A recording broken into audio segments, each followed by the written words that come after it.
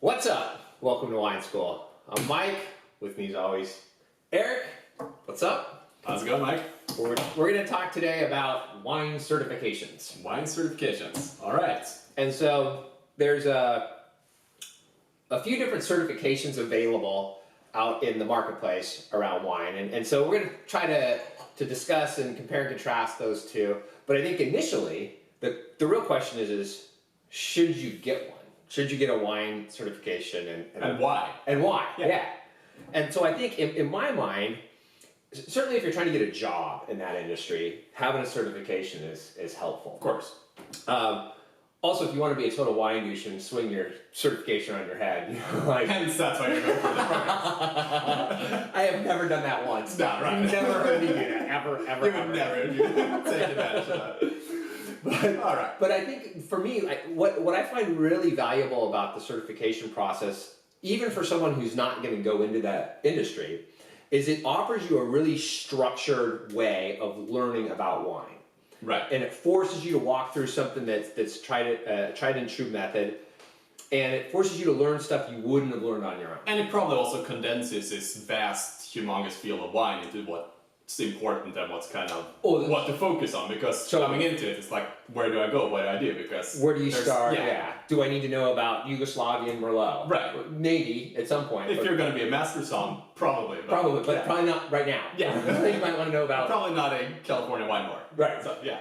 So there's really two main tracks, and you'll see the Rock and Roll Wine School bobbleheads here. Eric is on the MS track, and the handsome and debonair Mike is on the MW track.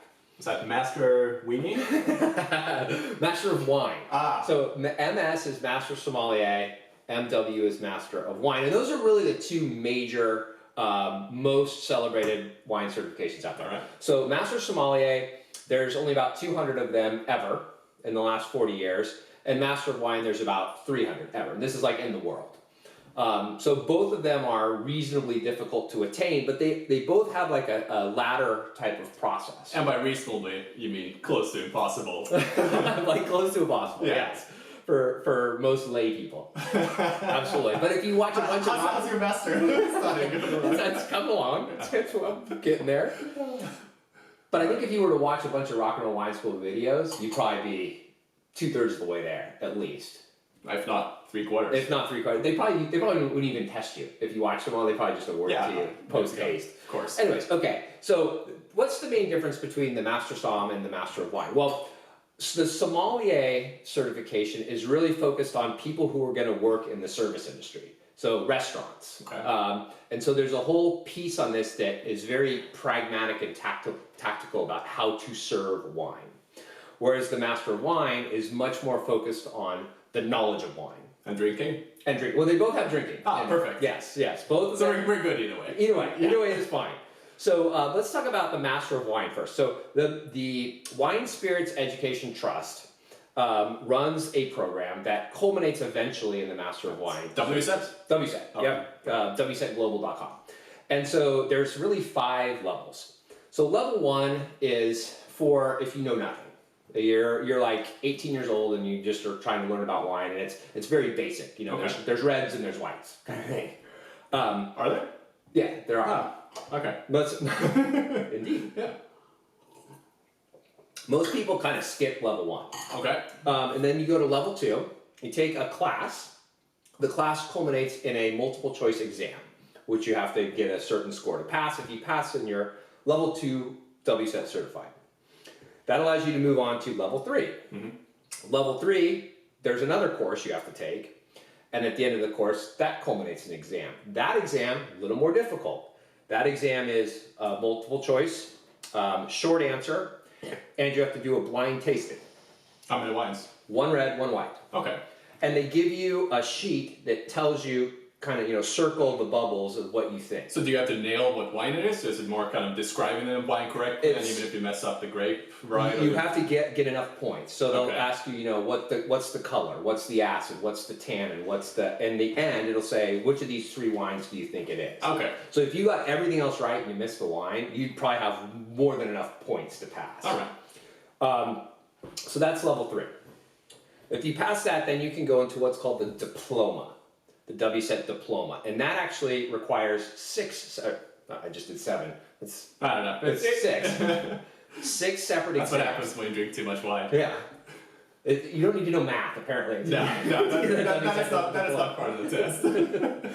So the 6 tests are, there's one on spirits, there's one on sparkling wine, there's one on fortified wine, there's one on viticulture and growing, there's a blind tasting of 12 wines, and then there's a paper that you have to write, an essay. Okay. So 6 different tests. If you pass all 6 tests, and for each one there's a class and a test, and a class and a test, and a class and a test. So it's pretty difficult. And one at a time, you can retake them if you fail and whatever. Exactly. You can have concurrently be enrolled in a couple different ones or whatever. But if you eventually you acquire all 6 of those, and then you've achieved your diploma, your WSET diploma. And what kind of credibility does that come with if you want to work in the industry? That is a reasonable high-level certification. Okay. And that is, a WSET diploma is legit. Okay. Now, if you get your diploma, you can then apply to be considered for entry into the Master of Wine program. That program is a 3-year program, and every year there's a cull. So at the end of the first year, you take a bunch of tests, and they say you can either go on to the second or not. Oh, wow. So is that like a 3-year full-time, or is it 3-year kind of study whenever you get a chance, come take the test? And it's very self-study. There's a couple of symposiums that you go to, a couple of days, but it's very self-driven study, but they give you the structure of what you need to learn and so on and so forth.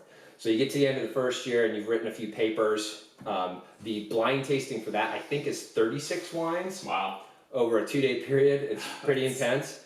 If you pass, then you go on to the second year, or they make you retake the first year, or they throw you out. And then the second year, more of the same. And then if you pass, then you go to the third year, and then they have you write a thesis, essentially. Defend your thesis. It's very much like a master's. Okay. And if you get to all that, you will be awarded an MW certification. I think last year... Except for a master's that only 300 people ever has been able to pass. Right. I think last year there was 2 people. I think they admitted 2. Wow. People. I mean, it's legit. Yeah. But every step along the way, like level 3.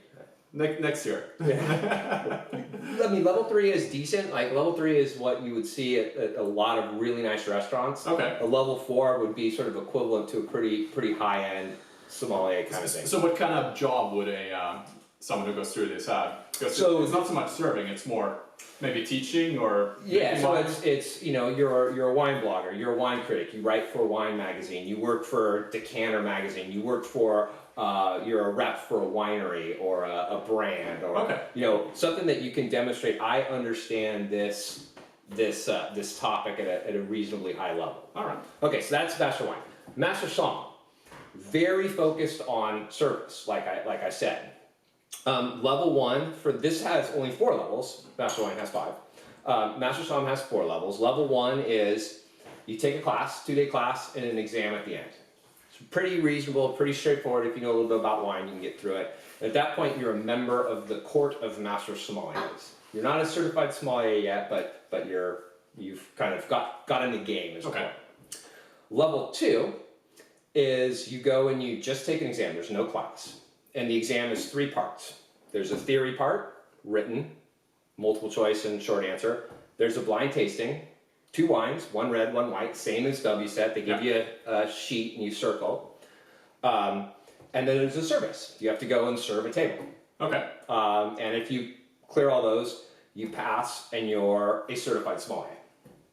And that's something you went through, right? Yes, so that's what I am. I am a certified sommelier. So cool. The goal of that is to really demonstrate both your knowledge and your ability to actually deliver service. All right.